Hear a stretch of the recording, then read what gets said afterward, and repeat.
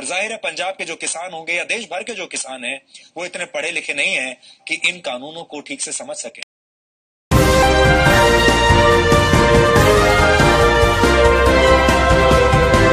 पल न्यूज के news room से मैं हूं आपके साथ नदीम अकरम। कृषि कानून वापस ले लिया गया है। देश के प्रधानमंत्री ने ये ऐलान कर दिया और जब देश के प्रधानमंत्री ने ये ऐलान कर दिया तो तमाम गोदी मीडिया की भी आज हार हुई है और हार के साथ साथ हम लोग ये भी देख सकते हैं कि तानाशाह को किसानों ने घुटने पर ला दिया है और घुटने पर लाने के लिए मजबूर किया और देश के तानाशाह को अपना फैसला वापस लेना पड़ा।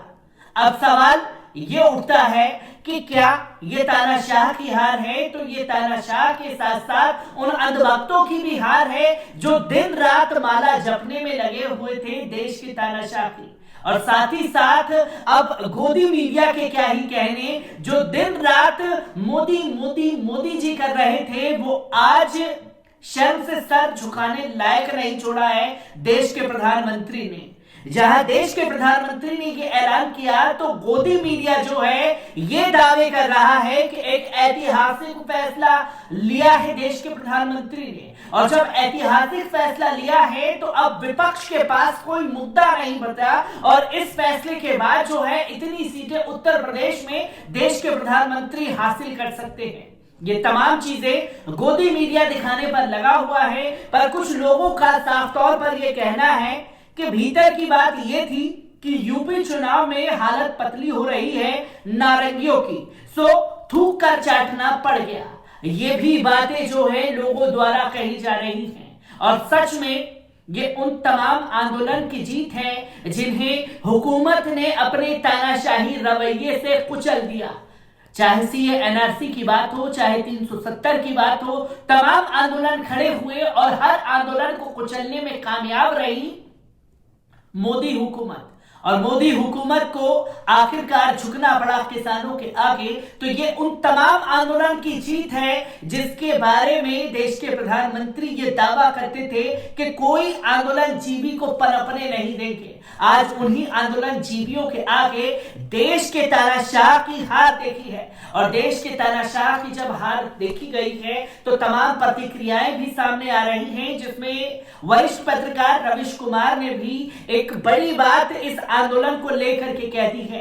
रविश कुमार ने क्या कुछ कहा है इसको भी आपके सामने रखूंगा, पर उससे पहले एक अपील, अगर ये वीडियो आप YouTube पर देख रहे हैं तो YouTube पर हमारे चैनल को सब्सक्राइब करना ना भूलिएगा, बेल आइकॉन दबाइए ताकि नए वीडियो की अपडेट आप लोगों के साथ साझा की जा सके। और अगर ये वीडियो फेसबुक, इंस्टा, ट्विटर पर देख रहे हैं तो इंस्टा, ट्विटर पर हमें फॉलो कीजिए और फेसबुक के पेज को लाइक करना ना भूलिएगा। अब रविश कुमार ने क्या कुछ कहा है इस पर नजर डालते हैं। आपको बता दें, देश के किसानों के तमाम सशक्ति हारों के बदले जीत हासिल की है। आपको बता दें, अगर यूपी चुनाव में सामने दिख रही हार के कारण कृषि कानून को वापस लिया गया है तो इसमें स्वागत करने जैसी कोई बात नहीं है। इस नतीजे पर पहुंचने से पहले इस एक साल के दौरान प्रधानमंत्री और उनकी सरकार ने 700 से अधिक किसानों को मरते देखा और एक शब्द तक नहीं कहा। इस नतीजे पर पहुंचने से पहले प्रधानमंत्री ने गृह राज्य मंत्री अजय मिश्रा को अपने मंत्रिमंडल में बनाए रखा और बर्खास्त करने की किसानों की मांग को अनदेखा किया। इस नतीजे पर पहुंचने से पहले प्रधानमंत्री और उनकी सरकार ने उस वीडियो को भी अनदेखा कर दिया जिसमें आप बार बार देख सकते हैं कि जीप पर सवार बीजेपी के समर्थक शांति से चले जा रहे किसानों को कुचल रहे हैं। इस नतीजे पर पहुंचने से पहले प्रधानमंत्री ने इस बात की परवाह नहीं की कि हरियाणा सरकार उस अफसर के साथ खड़ी रही जिसका वीडियो ये कहते हुए वायरल हुआ था कि किसानों का सर फोड़ देना है। ये एक साल किसान आंदोलन की जीत का साल रहा है, तो यही एक साल सरकार के द्वारा किसानों को अपमानित किए जाने का साल भी रहा है। क्या प्रधानमंत्री तब इस देश के किसानों को नहीं जानते थे? जब संसद में उनके आंदोलन का मजाक उड़ा रहे थे, आंदोलन जीवी कह रहे थे, प्रधानमंत्री ने इस सवाल का जवाब आज तक नहीं दिया कि किससे बात कर ये कानून लाया गया। किसान नुकसान समझाते रहे और सरकार फायदा समझाती रही।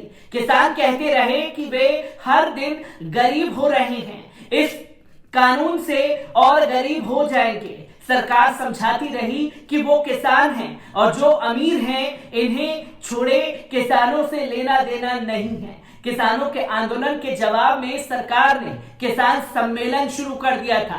गांव-गांव जाकर किसानों को समझाने की कोशिश भारतीय जनता पार्टी द्वारा की जा रही थी। सरकार किसानों को बड़े और छोटे किसानों में बांटकर आंदोलन खत्म करने का रास्ता खोज रही थी। तो सरकार का काम करने वाला गोदी मीडिया किसानों को आतंकवादी कहने में लगा था। भाजपा इस एक साल में अपने नेताओं के बयान उठाकर देख ले, किसान आंदोलन के बारे में क्या क्या कहा गया। भाजपा और सरकार के इशारों पर काम करने वाला गोदी मीडिया किसानों के आंदोलन को पहले दिन से आतंकवादी कहने लगा था। न्यूज चैनल के जरिए किसानों पर हमला कराया गया, पुलिस के जरिए हमला कराया गया, किसानों को रास्ते से मोटी मोटी नोकीले कीले गाड़ दी गई, कटीले तारे लगा दी गई। सरकार एक साल तक किसानों को अपना ताकत दिखाती रही कि वे झुकने वाले नहीं हैं। किसान एक साल तक आंदोलन करते रहे, वे हटने वाले नहीं हैं। किसानों ने ये सब सहते हुए सर्दी, गर्मी और बरसात में अपने आंदोलन को जारी रखा। रास्तों को जाम कर उस मिडिल क्लास को किसानों के खिलाफ भड़काया गया जो दफ्तर लेट से पहुंच रहा था। इस एक साल में किसानों को घेर कर एक ऐसे मैदान में पहुंचा दिया गया जहां से निकलने का रास्ता और साहस सिर्फ किसानों के पास ही था। किसानों ने हर अपमान को अमृत की तरह पिया। विज्ञान भवन में होने वाली बातचीत के दौरान वे जमीन पर बैठकर अपनी रोटी खाते रहे। उन्हें दिल्ली नहीं आने दिया गया। उनके मार्च में हिंसा की स्थिति पैदा कर दी गई ताकि किसान आंदोलन को बदनाम किया जा सके। किसानों के इस आंदोलन की जीत हर तरह के विभाजन के खिलाफ है। हिंदू मुस्लिम राजनीति के दम पर उनके आंदोलन को तोड़ने की कोशिश की गई। किसानों ने जय श्री राम और अल्लाह अकबर और वाहे गुरु का नारा लगाकर इस विभाजन को पंचर कर दिया। किसानों के किसी सवाल का सरकार ने जवाब नहीं दिया। जनवरी महीने से बात करना बंद कर दिया था। सरकार ने अपना किसान संगठन बनाया। हरियाणा के मुख्यमंत्री का बयान याद कीजिए, जिसके लिए वे माफी मांग चुके हैं। किसान संगठन बनाने और किसानों पर लठ बरसाने की सीख दे रहे थे। ये सब याद करोगे तो आज कृषि कानूनों की वापसी के ऐलान की मजबूरी को समझ पाएंगे। किसान आंदोलन ने सिर्फ कृषि कानूनों के खिलाफ जीत हासिल नहीं की है, उन्हें हर उस विभाजनकारी, दमनकारी ताकत और रणनीति के खिलाफ जीत हासिल की है जिसके आगे नागरिकता कानून के विरोध में निकले लोग टूट गए। उनके बच्चों को आतंक के आरोप में जेल में बंद कर दिया गया। आप याद कीजिए, नागरिकता आंदोलन में शामिल लोग मुसलमान थे, इसलिए उन्हें किस तरह कुचला गया। उन्हें कपड़ों से पहचानने की बात प्रधानमंत्री ने की। ईवीएम मशीन का बटन दबाकर करंट लगाने की बात गृह मंत्री अमित शाह ने की। कई मंत्रियों और बीजेपी के नेताओं ने उन्हें गोली मारने के नारे लगाए। प्रधानमंत्री ने सब होने दिया और सब में शामिल रहे। उनकी और गोदी मीडिया की ताकत के सामने न जाने कितने आंदोलन दम तोड़ गए। भारत के किसानों ने उन तमाम से शक्ति हारों के बदले जीत हासिल की है। किसानों को बधाई। तो रवीश कुमार ने साफ तौर पर यह कह दिया कि जो आंदोलन को खड़ा किया गया सीए एनआरसी के दौरान, मुसलमानों को किस तरीके से टारगेट किया गया, आतंकवाद के नाम पर उन्हें जेल की सलाखों के पीछे डाल दिया गया, आज तमाम उन आंदोलनों की जीत है जो मोदी हुकूमत ने खड़े नहीं होने दिए, या जो मोदी हुकूमत के तानाशाही रवैये का जो परिवार शिकार हुआ है। आज उन तमाम लोगों की जीत है जो आंदोलन में खड़े रहे, डटे रहे, पर हुकूमत के आगे घुटने नहीं टेके, और अगर घुटने टेके तो हुकूमत को ही घुटने पर ला करके खड़ा कर दिया। और देश के प्रधानमंत्री ने ऐलान कर दिया कि वो 3 कृषि कानून को वापस लेंगे। तमाम प्रतिक्रियाएं कृषि कानून वापस लिए जाने के बाद लोगों की आ रही है। हर एक अपडेट कृषि कानून से आप लोगों को अपडेट कराता रहूंगा। दीजिए इजाजत, शुक्रिया।